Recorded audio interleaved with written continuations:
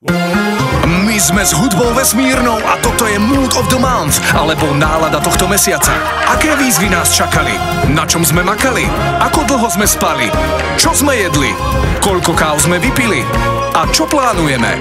Sleduj a dozvieš sa. Akurát cestujem domov, mám zajtra preventívnu prehliadku u doktora, takže idem teraz domov, budú mi brať krv a robiť nejaké vyšetrenia. Pedlička ostrošupinatá je smrteľne jedovatá huba. Obsahuje taký istý jed ako vo všeobecnosti. O mnoho viac na mamku trávka zelená alebo biela. Ochutnaj, ja už som mal 4, nemusíš sa nič upáť. Dnes po asi 4-mesačnej pauze znova Jekyll a Hyde. Ja z toho asi ošediviem. Jak keby ma holub osral. Bol som si teda zabehať trošku iba. Momentálne sa ponáhľam k autu, idem naspäť. Po večer idem na premiéru Jokera, kam nás teda opäť pozvali. Ja smerujem k svojmu lekárovi a kto vie, či mi bude brať aj krv. Ja to popravde moc nemusím. Ja nechcem, aby to znelo ako antireklama, ale nechoďte na Jokera, lebo je to hrozné. Ja mám nové takú ťažobu vždy z toho, lebo to úplne v podstate odráža našu spoločnosť podľa mňa. Všetci odídu z kina z toho, že však to je len film a to nie je len film. To tak vo veľa veciach proste fakt je, iba je to prehrotené. Asi som tam. Tak zvládla som to, prežila som to. Vy ste verili, že som naozaj bola na tom odbere dnes. Mám to ešte zalepené, lebo nechcem vidieť, čo je pod tým. 7 hodín ráno a idem točiť. Tak odtočené. Zase tu máme tajnosti, takže nemám vám čo viac k tomu konkrétne povedať. Ide o jeden seriál, v ktorom mám takú menšiu postavu. Od veci, ale k veci, akože ku kapele. A to je, že sme dostali možnosť pozvať niektorých z vás na premiéru, ďalšiu, na ktorú ideme. A veľmi sa z toho teším a sme si s Marekom povedali, že ideme urobiť reelko, že do 3 hodín musí byť hotové, lebo však to je zajtra. Ja tú hodinu zabijem v lese, kým Marek bude pripravovať voiceover. 2 hodiny budem asi to ja dorábať a strihať a tak nám držte palce a možno, že budeme vždy robiť súťaž o lístky na premiéru, respektíve vstupy.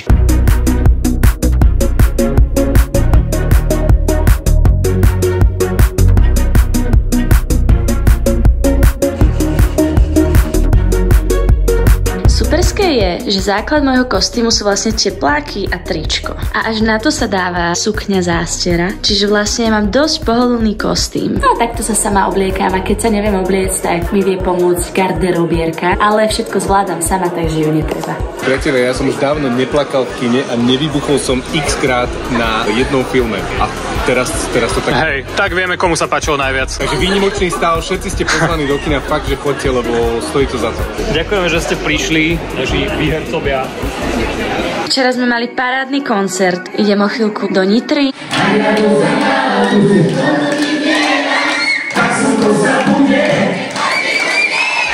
Dobré ránko, tak mám za sebou noc v divadle, pretože som mala večerné predstavenie a o chvíľku mám skúšku celodennú a potom zase predstavenie. Vyzerám celkom rozbito, čo poviete. Nie je dôležité vyzerať krásne a byť učesaný, ale všímať si okolo seba napríklad prírodu alebo tak.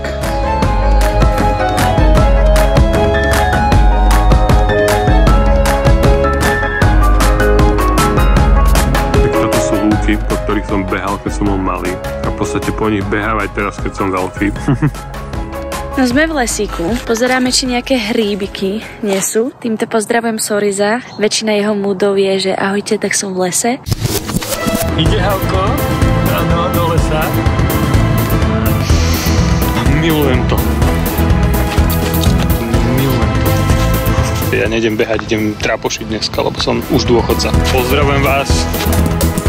Takže Sorizo, nielen ty chodíš do lesa, aj ja chodím do lesa, keď mám čas. Kamoši, Dario podcast dnes už môžem povedať je vonku a ja sa z toho strašne teším. Je to super, je to pre mňa nová skúsenosť. Nikdy som nemoderoval podcast a ešte mám aj spolumoderátora. No, je to halus, tak budem rád, ak si to pozriete, poprípade napíšete nejaký feedback. Nedeľa ráno a ja idem tužovať na Zlaté piesky. Dobre, to ste videli minulý mood a ja momentálne strihám nejaké highlighty z pripravovaného reelka s Danielom Hevierom. I čo mi píšu na tom Instagrame, tak neviem, či myslíte niekedy Kiku, že slečna, čo sa objavuje po mojom boku, alebo čo. Jak sme sa my stretli? Na koncerte predsa, prišla som na ich koncert v Považskej a nejak to vzniklo. Hudba nás spája, priatelia. No dnes som dvakrát v dabingu v Sunrise. Daboval som akčný film, nemôžem povedať úplne aký, veľa akčných scén. Odložte zbraň! Otočte zbraň! Stojte! Nehybte sa!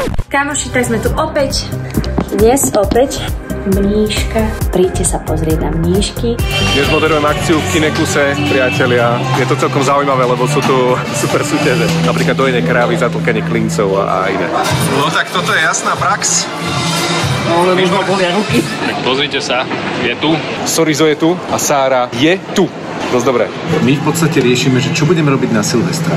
A povieme vám takú zákulisnú informáciu, že dnes idem na jednu špeciálnu akciu na Ekonomickú univerzitu. A vy sa teraz pýtate, ste zvedaví, že čo to bude? No, tak uvidíte. Som v štúdiu a ide sa ťa taká zaujímavá vec a to, že si idem pozrieť náš predchádzajúci Mood of the Week. Ja som si kúpil nakoniec knihu teda Michala Pastiera, ktorého som videl na prednáške na Ekonomickej univerzite. Kvôli tomu, lebo sa mi páčilo, akým spôsobom to prezentoval, ten marketing. Mal som troška pocit, že sa až tak na nič nehrá a zároveň má výsledky. Čau Sorizo, čo robíš? Tu s mojím kolegom Marekom, prezývaným aj Koleno, riešime dosť zaujímavé veci. Nie, naozaj.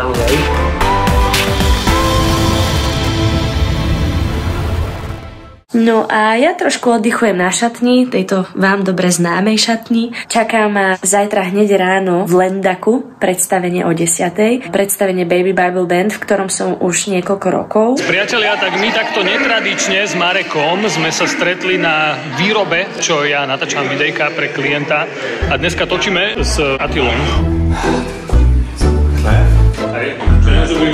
Kde môžu byť tie partie na niečo? Akože chlapci ste naozaj brutálni. Pobalená a ideme smer východ.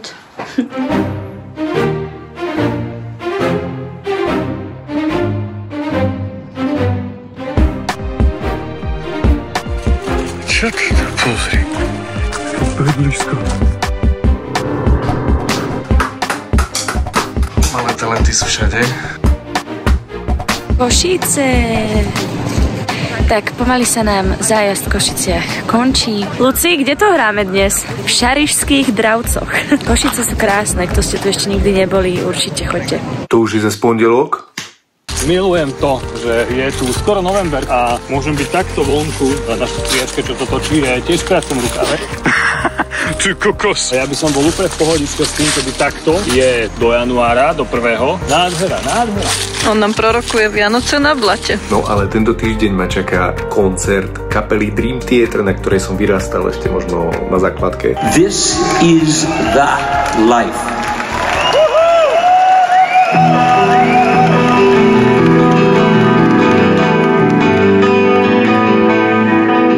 Zhruba rokom sme hrali pre Mikuš Diamonds. Vtedy som dal si vyrobiť nejaké šperky. Medzičasom sme sa už aj rozišli, ale ideme ich odovzdať, pretože sú prekrásne. Fakt sú, že prekrásne.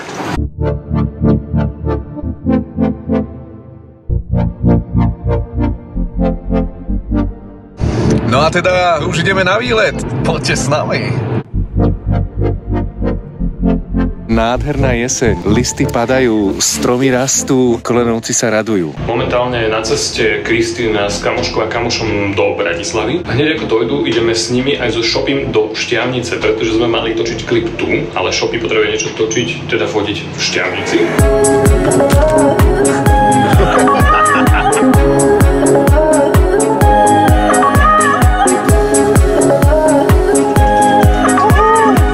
Krásne, priatelia, a naozaj aj s deckami sa tu vyřádite. Bojnické atrakce. Je to krásne. Môj týždeň bol teda veľmi zaujímavý. Chytila ma aj choroba, tak som ležala pár dní. Potom som mala skúšky v divadle, nejaké predstavenie.